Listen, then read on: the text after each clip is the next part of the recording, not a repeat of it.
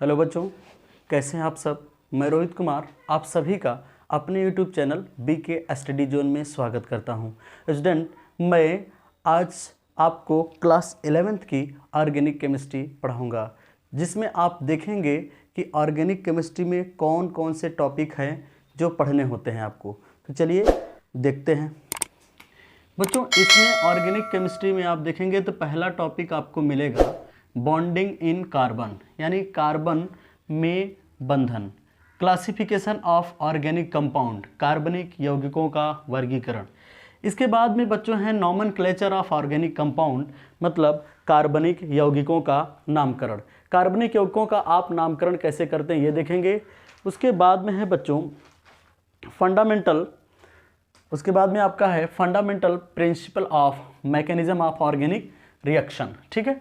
उसके बाद में आपका है आइसोमेरिज्म यानी समावयवता। उसके बाद में है एलिफैटिक एंड एरोमेटिक हाइड्रोकार्बन। तो बच्चों बॉन्डिंग इन कार्बन क्या है, सबसे पहले इसको हम समझेंगे। ये आपके जो 6 टॉपिक दिख रहे हैं, इतना अगर आप आराम से पढ़ लिए तो आपकी पूरी ऑर्गेनिक केमिस्ट्री 11th की समाप्त हो जाएगी बच्चों। तो फर्स्ट टॉपिक आज हम डिस्कस करेंगे जो कि है कि बॉन्डिंग इन कार्बन। कार्बन में बॉन्डिंग कैसे होती है। तो कार्बन में जो बॉन्डिंग होती है बच्चों, वो अगर हम ध्यान दें, बॉन्डिंग इन कार्बन, हेडिंग बनाएंगे बॉन्डिंग इन कार्बन। कार्बन में बॉन्डिंग कैसे होती है तो संयोजकता सिद्धांत के आधार पर देखा गया। किसके आधार पर बच्चों? संयोजकता सिद्धांत के आधार पर, सिद्धांत के आधार पर, ठीक है। किसके आधार पर? संयोजकता सिद्धांत के आधार पर। संयोजकता सिद्धांत के आधार पर कार्बनिक यौगिकों के लिए, यानी ऑर्गेनिक कंपाउंड के लिए, कार्बनिक यौगिकों के लिए, कार्बनिक यौगिकों के लिए संयोजकता सिद्धांत के आधार पर कार्बनिक यौगिकों के लिए निम्नलिखित बिंदु प्राप्त हुए। निम्नलिखित बिंदु प्राप्त हुए। तो देखते हैं ये कौन कौन से बिंदु हैं प्राप्त हुए। बच्चों हम पहला टॉपिक देख रहे हैं बॉन्डिंग इन कार्बन। इसमें मैं आपको बताया संयोजकता सिद्धांत के आधार पर ऑर्गेनिक कंपाउंड जो होंगे उसमें कितने बिंदु प्राप्त होते हैं, यानी बॉन्डिंग कैसे कैसे होती है, सारा डिटेल इसमें आपको मिलेगा। तो इसमें आपको 3 बिंदु प्राप्त हुए, 3 पॉइंट मिले, जिसमें पहला है tetra valency of carbon. Tetra valency of carbon, पहला पॉइंट आपका है tetra valency of carbon. Second आपका है, पहला आपका है tetra valency of carbon. Second आपका है bonding capacity of carbon. Bonding capacity of carbon, bonding capacity of carbon. इसके बाद में आपका थर्ड पॉइंट जो होता है उसमें आपको पढ़ना होता है arrangement of valencies. Arrangement of valencies, arrangement of valencies. Okay बच्चों, तो आपने अभी देखा ऑर्गेनिक केमिस्ट्री को पढ़ने के लिए आपको केवल कितने टॉपिक कवर करने हैं बच्चों? 6 टॉपिक, जिसमें से फर्स्ट आपका है बॉन्डिंग इन कार्बन, सेकंड है classification of organic compound, third है nomenclature of organic compound, fourth आपका है fundamental principle of mechanism of organic compound. इसके बाद में आपका 5th टॉपिक है आइसोमेरिज्म, जिसे आप समावयवता कहते हैं। इसके बाद में है एलिफैटिक एंड एरोमेटिक हाइड्रोकार्बन। इतने टॉपिक कवर करने के बाद आपका कक्षा 11th का ऑर्गेनिक केमिस्ट्री पूरी तरीके से कंप्लीट हो जाएगा। तो फर्स्ट टॉपिक आज स्टार्ट किए हम लोग, जिसमें हमने पढ़ा बॉन्डिंग इन कार्बन, यानी कार्बन में या कार्बन कैसे बंध बनाता है उसको हम समझेंगे, जिसमें आपने देखा कि संयोजकता सिद्धांत के आधार पर कार्बनिक यौगिकों में कुछ पॉइंट प्राप्त हुए थे, जो कि ये 3 प्रकार के होते हैं। पहला टेट्रावैलेंसी ऑफ कार्बन, इसका मतलब होता है कार्बन की चतुष्क संयोजकता। इसके बाद में बच्चों आपको देखने को मिल रहा होगा बॉन्डिंग कैपेसिटी ऑफ कार्बन, यानी कार्बन बंध बनाने की क्षमता, यानी कार्बन की कितनी कैपेसिटी होती है बॉन्ड बनाने की, ये चीज देखेंगे। उसके बाद में अरेंजमेंट ऑफ वैलेंसी, जो कार्बन की टेट्रावैलेंसी होती है, चतुष्क संयोजकता होती है, उसको बच्चों हम अरेंजमेंट कैसे करते हैं, ये चीज हमको समझना है। तो फर्स्ट टॉपिक को हम डिस्कस करेंगे। उससे पहले बच्चों अगर आप इसका स्क्रीनशॉट लेना चाहते हैं तो ले सकते हैं।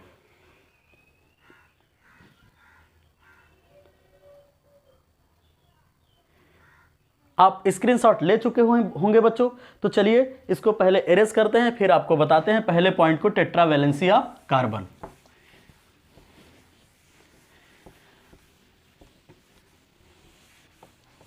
Tetravalency of carbon.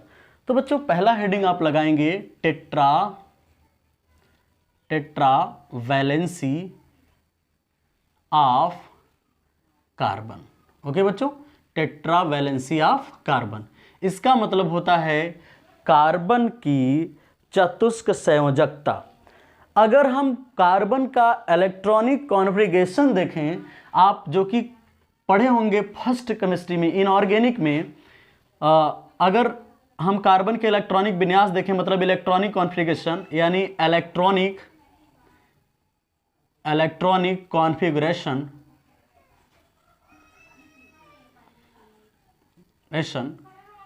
Of carbon atom. ठीक है बच्चों, यानी कार्बन का इलेक्ट्रॉनिक विन्यास पहले देखें तो आपको बच्चों अच्छी तरीके से पता होगा, बेहतर ढंग से याद होगा, कार्बन का एटॉमिक नंबर कितना होता है, 6।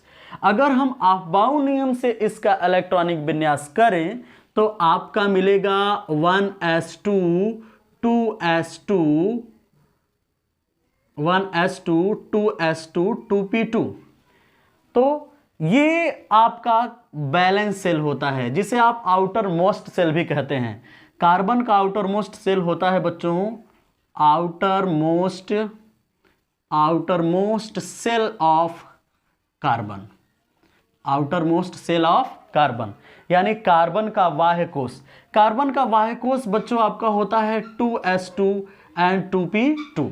ओके बच्चों, ये कार्बन का आउटर मोस्ट सेल होता है। अगर हम कार्बन के आउटर मोस्ट सेल को ध्यान से देखें और इसको समझने की कोशिश करें तो आपको एक चीज सीखे होंगे, ठीक है, जिसे कहा जाता है हुंड रूल। हुंड रूल में बच्चों आपने सीखा होगा कि ये जो S2s है, इसमें आप कितने इलेक्ट्रॉन भर सकते हैं, 2 इलेक्ट्रॉन।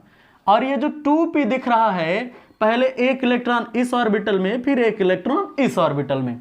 ये जो अवस्था आपको दिख रही है इसे कहा जाता है ग्राउंड स्टेट। क्या कहा जाता है बच्चों, ग्राउंड स्टेट। ग्राउंड स्टेट को आप कहते हैं आद्य अवस्था। क्या कहते हैं बच्चों, आद्य अवस्था।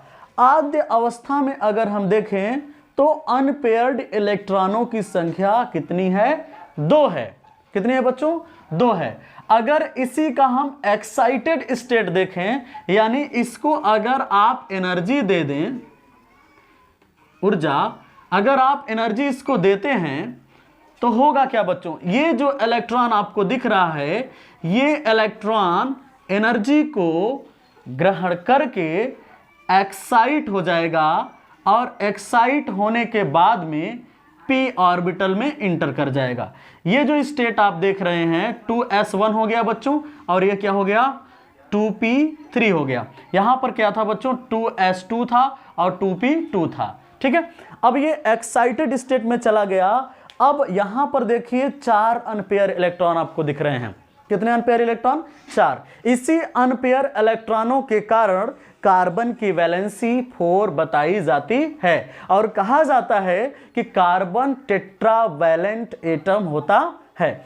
तो चतुष्क संयोजी परमाणु होता है। तो कार्बन क्या होता है बच्चों? टेट्रावैलेंट एटम, मतलब कार्बन की संयोजकता कितनी होती है? 4 होती है। तो ये चीज आप समझ गए होंगे।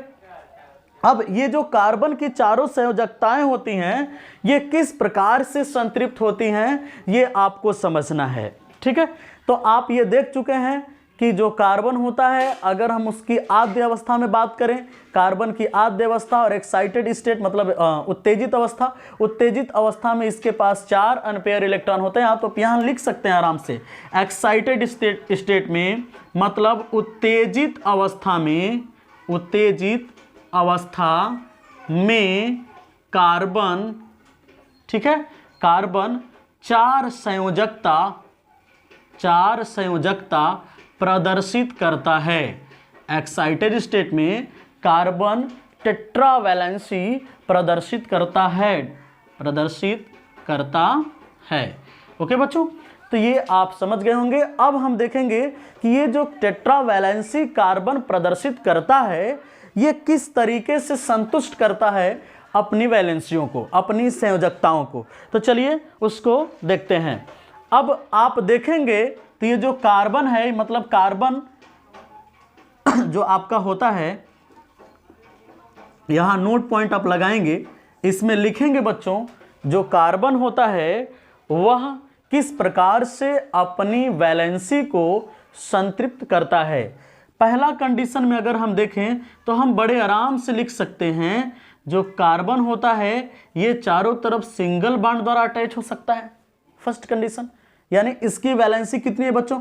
हर एक कंडीशन में कार्बन की वैलेंसी 4 होती है। कार्बन की वैलेंसी 4 से अधिक कभी भी नहीं हो सकती। आप इसको बढ़िया से समझ लेंगे, कार्बन की वैलेंसी 4 से अधिक नहीं हो सकती। ये कार्बन टेट्रावैलेंट होता है, इसलिए इसकी वैलेंसी 4 से अधिक नहीं हो सकती। यहां पर आप देख रहे होंगे कि इस कार्बन के चारों तरफ सिंगल बॉन्ड है, ये सिंगल बॉन्ड, ये सिंगल बॉन्ड, ये सिंगल बॉन्ड, ये सिंगल बॉन्ड। यानी पहला कंडीशन में आपको पता चला, प्रकृति में पता चला कि कार्बन के पास यहां पर है ऑल सिंगल बॉन्ड। क्या है बच्चों? All single bond.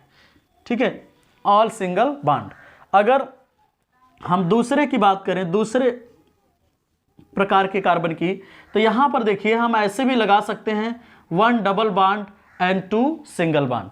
यानी यहां पर भी कार्बन की वैलेंसी कितनी है? 4 है। आप कितने प्रकार से बॉन्ड को प्रदर्शित कर सकते हैं, सॉरी यहां पर ये बन गया था, तो इसकी वैलेंसी 4 ही होगी हर एक कंडीशन में। यहां पर देखिए, आप देखेंगे तो आपको पता चल रहा होगा एक सिंगल बॉन्ड है, अर्थात हम लिख सकते हैं इसको 1 single bond, sorry 1 double bond है, 1 double bond, 1 double bond and 2 single bond, 2 single bond. ठीक है बच्चों, तो आपने कहा कि कार्बन जो होगा वह 4 प्रकार से बॉन्ड बनाता है। पहले में आपने कहा कि उसके पास सभी कौन से बॉन्ड हो सकते हैं? सिंगल बॉन्ड, यानी एकल बंध हो सकते हैं। दूसरे में आपने कहा भैया एक ठो डबल हो सकता है और 2 ठो क्या हो सकते हैं? सिंगल हो सकते हैं, मतलब 1 double bond and 2 single bond. अगर तीसरे कंडीशन की हम लोग बात करें तो यहां पर ये भी बता सकते हैं कि कार्बन 2 ठो डबल बॉन्ड बना सकता है। लेकिन इन तीनों कंडीशन में आप देखिए, तीनों कंडीशन में आपको स्पष्ट पता चल रहा होगा कि कार्बन की वैलेंसी 4 से अधिक नहीं हो सकती। तो यहां पर देखिए बच्चों, ये डबल बॉन्ड, ये डबल बॉन्ड, डबल बॉन्ड कितनी बार आया? 2 बार, यानी मल्टीपल डबल बॉन्ड यहां पे हैं, यानी 2 ठो डबल बॉन्ड आपको दिखता होगा। तो हम यहां पे लिख सकते हैं 2 डबल बॉन्ड, 2 डबल बॉन्ड, यानी 2 ठो डबल बॉन्ड हो सकता है। अगर चौथे कंडीशन में हम देखें बच्चों, तो चौथे कंडीशन में यह भी तो हो सकता है एक ठो ट्रिपल बॉन्ड हो जाए और एक सिंगल बॉन्ड हो जाए, एक ट्रिपल बॉन्ड हो जाए और एक सिंगल बॉन्ड हो जाए। इसका मतलब यह है बच्चों कि हम बड़े आराम से लिख सकते हैं 1 triple bond and 1 single bond. Okay बच्चों, यहां पर हम लिख सकते हैं 1 triple bond, 1 triple bond and 1 triple bond and 1 single bond, 1 single bond, 1 triple bond and 1 single bond. तो बच्चों आपने देखा टेट्रावैलेंसी ऑफ कार्बन, यानी कार्बन संयोजकता का गुण रखता है, उसकी संयोजकता कितनी होती है? 4। कार्बन की संयोजकता हमेशा 4 होती है, 4 से अधिक कभी भी नहीं होती। तो इसमें आपने पहले किया इलेक्ट्रॉनिक विन्यास, इलेक्ट्रॉनिक विन्यास यानी electronic configuration of carbon atom. Carbon परमाणु का जब हमने इलेक्ट्रॉनिक विन्यास किया तो आपको पता चला कि इसके ग्राउंड स्टेट की अगर हम बात करें तो ग्राउंड स्टेट में यहाँ s ऑर्बिटल में पेयर इलेक्ट्रॉन होते हैं और इसमें अनपेयर होते हैं। जैसे ही आपने इसको एनर्जी दिया तो ये एक्साइट हुआ, एक्साइटेड स्टेट में गया। एक्साइटेड स्टेट में ये अपनी यहां वाले इलेक्ट्रॉन को, ये यहां वाला इलेक्ट्रॉन एनर्जी लेने के बाद इसमें जंप किया। अब ये चारों अनपेयर हो गए, यानी इसकी संयोजकता कितनी हो गई बच्चों? 4। अब ये 4 बॉन्ड बना सकता है, इसीलिए कार्बन की संयोजकता 4 होती है। तो पहला पॉइंट आप समझ चुके होंगे बच्चों, जो कि है टेट्रावैलेंसी ऑफ कार्बन। अब हम सेकंड पॉइंट पे चलेंगे। तो फर्स्ट पॉइंट अगर आप अच्छे से समझ चुके हैं, अगर आप इसका स्क्रीनशॉट लेना चाहते हैं तो बच्चों ले सकते हैं।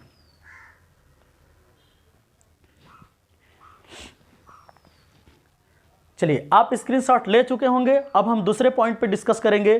दूसरा पॉइंट आपका है bonding capacity of carbon, bonding capacity of carbon,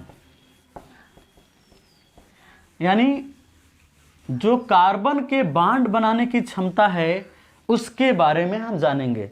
दूसरा पॉइंट आपका है बॉन्डिंग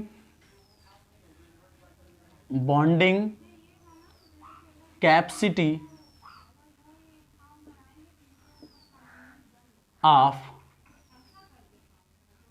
कार्बन,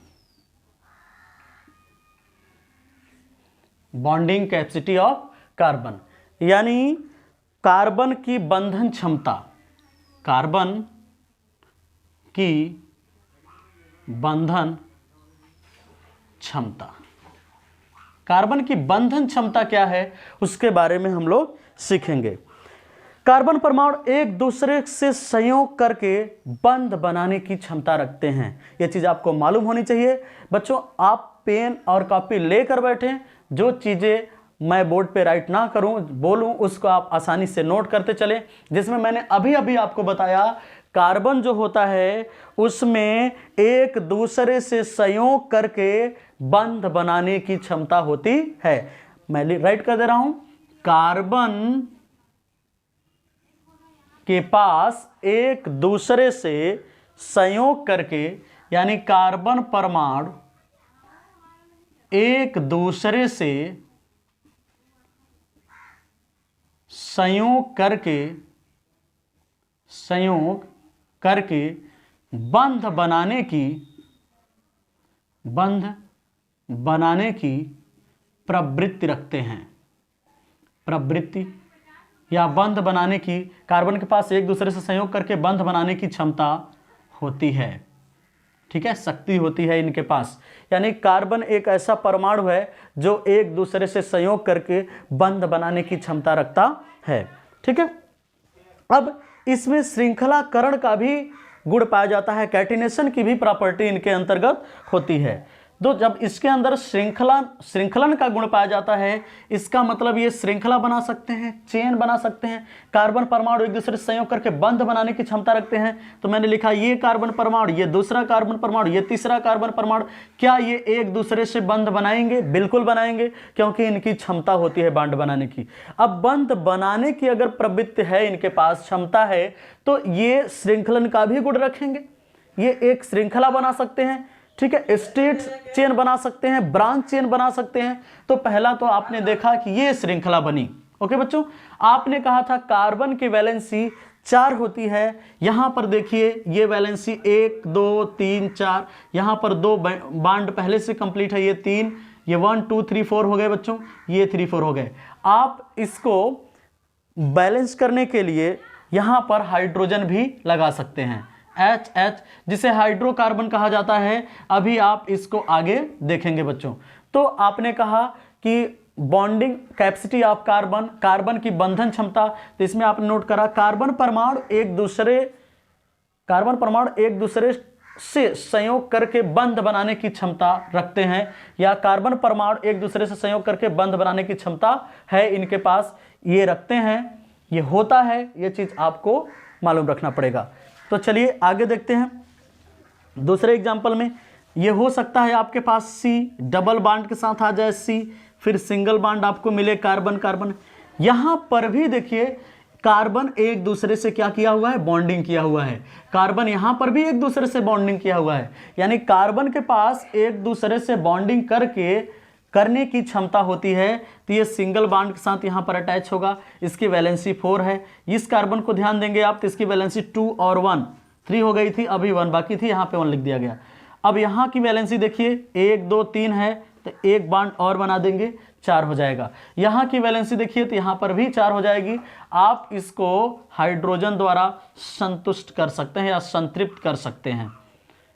ठीक है बच्चों, तो आपने दूसरा पॉइंट देखा बॉन्डिंग। तो बच्चों आपने ये देखा कि कार्बन जो है इसके पास बॉन्डिंग या बंध बनाने की क्षमता होती है। अब हम देखेंगे कार्बन के पास यदि श्रृंखलन का गुण होता है, कैटिनेशन का गुण होता है, तो यह कितनी प्रकार की श्रृंखला को बनाता है। तो नोट पॉइंट लगाएंगे और उसमें लिखेंगे बेटा कार्बन के पास कार्बन परमाणु 2 प्रकार की श्रृंखला बनाता है। कार्बन परमाणु 2 प्रकार की श्रृंखला बनाता है। ठीक है बच्चों, कार्बन परमाणु 2 प्रकार की श्रृंखला बनाता है। यहां पर बच्चों आप सुधार लीजिएगा, कार्बन परमाणु एक दूसरे से संयोग करने की क्षमता होती है। कार्बन परमाणु में एक दूसरे से संयोग करके बंध बनाने की क्षमता होती है, उसको आप सुधार लेंगे। कार्बन परमाणु 2 प्रकार की श्रृंखला बनाता है। अब 2 प्रकार की श्रृंखला बनाता है तो इन श्रृंखलाओं को जानेंगे, समझेंगे कि ये श्रृंखलाएं कौन कौन सी होती हैं। तो बच्चों इसमें पहला आपको जानना है ओपन चेन, जिसे आप कहते हैं खुली श्रृंखला। दूसरा आपका होता है क्लोज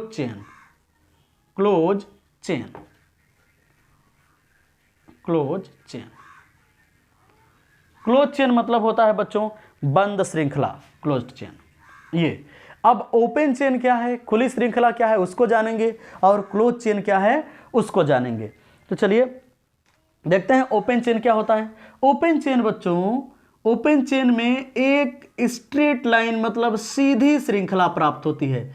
कार्बन की एक सीधी रेखीय श्रृंखला प्राप्त होती है जिसकी वैलेंसी हाइड्रोजन द्वारा संतुलित होती है।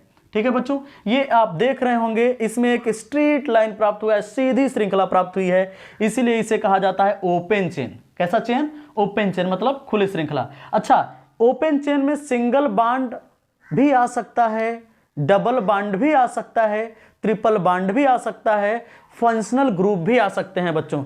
जैसे फंक्शनल ग्रुप के बारे में अगर आप नहीं पढ़े हैं तो आप बिल्कुल चिंता ना करें, आगे आपको जब नॉमेनक्लेचर ऑफ ऑर्गेनिक कंपाउंड यानी कार्बनिक यौगिकों का नामकरण पढ़ाया जाएगा तो बच्चों उसमें आपको डिटेल में बताया जाएगा। तो यहां पर देखिए जैसे मैं लिख दिया CH3 single bond CH, double bond CH, single bond CH3, तो ये भी बच्चों ओपन चेन है, खुली श्रृंखला है। अगर हम बात करें ट्रिपल बॉन्ड आपके पास आ जाता है CH3 CH, ठीक है, sorry CH3C triple bond C single bond CH3, तो ये भी बच्चों क्या है? ओपन चेन है, खुली श्रृंखला है। यानी आपको याद रखना है कि ओपन चेन जो होता है एक स्ट्रेट लाइन में कार्बन जुड़े होते हैं, सीधी श्रृंखला में कार्बन जुड़े होते हैं। बट अगर हम बात करें बच्चों क्लोज चेन की, तो क्लोज चेन में जो कार्बन परमाणु होते हैं ये कुछ इस तरीके से होते हैं, यानी एक बंद श्रृंखला प्राप्त होती है। ठीक है बच्चों, बंद श्रृंखला जो चारों तरफ से क्लोज हुआ करती है। इसकी वैलेंसी आपको पता है कि हमेशा कार्बन की वैलेंसी 4 हुआ करती है, तो यहां पर बच्चों 2 है तो 2 बांड यहाँ पर लगा दीजिए, 4 हो गया। यहाँ पर 2 बांड लगा दीजिए, 4 हो गया। यहाँ पर 2 बांड लगा दीजिए, 4 हो गया। आप समझने के लिए हाइड्रोजन भी लगा सकते हैं, ऐसे यहाँ पर जरूरी नहीं है कि हाइड्रोजन लगाएं, अगर आप लगाना चाहते हैं तो लगा सकते हैं। अगर बच्चों इसकी बात करें, चेक करें क्या ये क्लोज चेन है, आप पहचानने की कोशिश करेंगे बच्चों। ये बिल्कुल क्लोज चेन है, क्योंकि ये चारों तरफ से क्या है बच्चों, बंद है। ठीक है, ये क्लोज श्रृंखला है, क्लोज चेन है। ठीक है, तो ये आपके क्लोज चेन हो गए, ये आपका ओपन चेन हो गया। बच्चों आपने दूसरा पॉइंट भी पढ़ लिया, bonding capacity of carbon. Carbon के पास बंध बनाने की क्षमता कितनी होती है। तो आपने कहा कि कार्बन परमाणु में एक दूसरे से सहयोग करके बॉन्ड बनाने की क्षमता होती है, बॉन्ड बनाने की शक्ति होती है, जो इस तरीके से कुछ बनता है। इसको आप समझे होंगे बच्चों। अगर आप इसका स्क्रीनशॉट लेना चाहते हैं तो ले सकते हैं। बच्चों आप स्क्रीनशॉट ले चुके होंगे। हम तीसरे पॉइंट को डिस्कस करेंगे, जो कि है अरेंजमेंट ऑफ बैलेंसी। हम तीसरे पॉइंट को डिस्कस करेंगे, जो कि है अरेंजमेंट ऑफ वैलेंसी। ठीक है बच्चों, तीसरा पॉइंट आपका था अरेंजमेंट ऑफ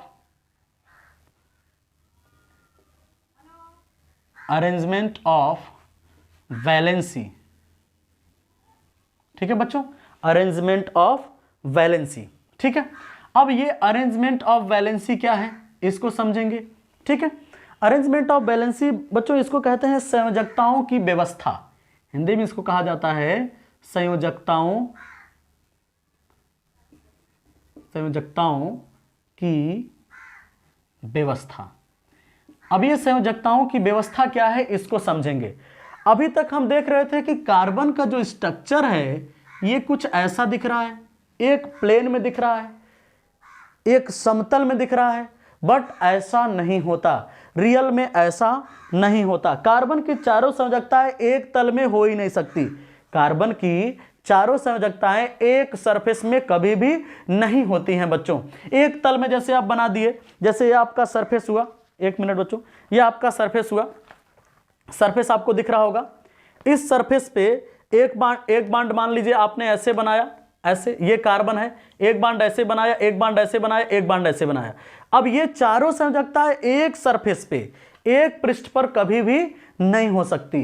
ठीक है, तो कार्बन की चारों संयोजकताएं होती कैसी हैं, इसको हमें समझना है। इसके लिए एक वैज्ञानिक थे, ली बेल एंड वान हाफ। कौन वैज्ञानिक थे बच्चों,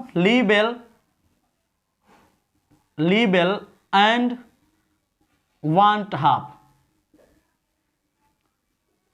ठीक है बच्चों, ली बेल और वान हाफ। ये वैज्ञानिकों ने क्या कहा कि ली बेल और वान हाफ के अनुसार कि ये जो संरचना होती है, इसकी जो व्यवस्था होती है, ये बच्चों होती है समचतुष्क फलकी। समचतुष्क फलकी लाइक जैसे कैमरे का स्टैंड होता है बच्चों, कैमरे का स्टैंड आप देखे होंगे कि ये ऐसे होता है, कुछ ऐसे। ठीक है, ये बीच में कार्बन होता है और यहां पर किनारे किनारे क्या होता है बच्चों, हाइड्रोजन होता है। ठीक है, इसको अभी आप पढ़ चुके होंगे इनऑर्गेनिक केमिस्ट्री में। ठीक है, इनऑर्गेनिक केमिस्ट्री के केमिकल बॉन्डिंग लेसन में आपने इसको देखा होगा हाइब्रिडाइजेशन पढ़ते हुए। ठीक है, ऐसा कुछ स्ट्रक्चर आता है और यहाँ का एंगल होता है 109 डिग्री 28 मिनट का। ठीक है बच्चों, 109 डिग्री 28 मिनट का ये स्ट्रक्चर ली बेल और वान हाफ के अनुसार बताया गया था। तो आपको इसमें पता चल गया होगा कि ये जो कार्बन है, इनकी जो संयोजकताएं हैं, बैलेंसी हैं, इनका अरेंजमेंट कैसे होता है, इनकी व्यवस्था कैसे होती है। आपने कहा जो समतल व्यवस्था होती है, कार्बन की चारों संयोजकताएं कभी भी एक समतल में नहीं होती।